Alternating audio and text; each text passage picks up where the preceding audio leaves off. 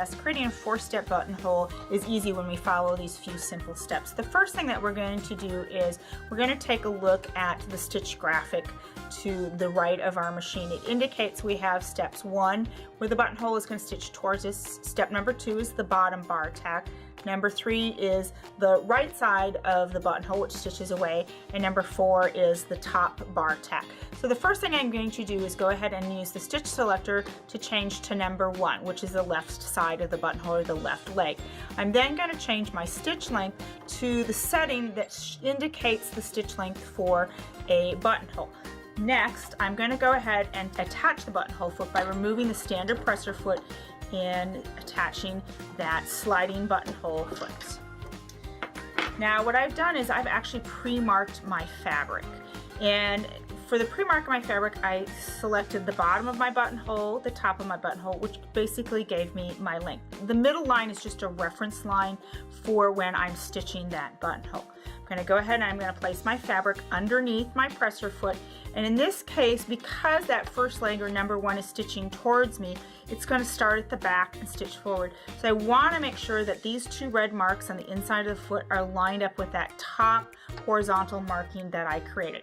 So let's go ahead and we're going to stitch the left side of our bar tack, or excuse me, the left side of our buttonhole. It's coming down to the end. And when I get to the end here, I'm going to go ahead and I'm going to stop. And when I stop, I try to make sure that my needle is to the left. Take my needle out of the fabric because I'm ready to go ahead and go to stitch number 2 to do the bottom half of my bar tack.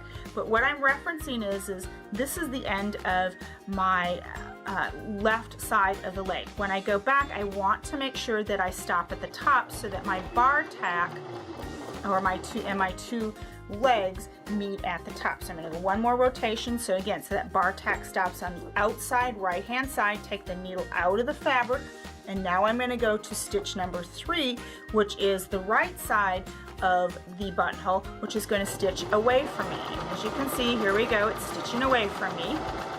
So these 2 markings right here on the inside of the foot, I'm going to use them when I get to the very top to stop for that top bar tack on my buttonhole. So as it gets to the top, I can see it getting closer. Again, I need to stop so that it's on the right outside. I'm going to take that needle out of the fabric so that when I use the stitch selector, my needle can, you see, adjusted position. So now I'm going to go ahead and stitch the top half of my bar tack, and I'm going to stop, needle out of the fabric. I'm going to raise my presser foot.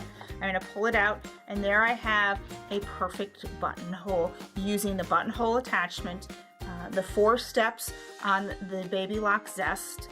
I might want to, if you want to, always think about adjusting that stitch length with the stitch length dial for the buttonhole so that the rungs or the sides are a little bit closer together. And this is the perfect buttonhole for any project.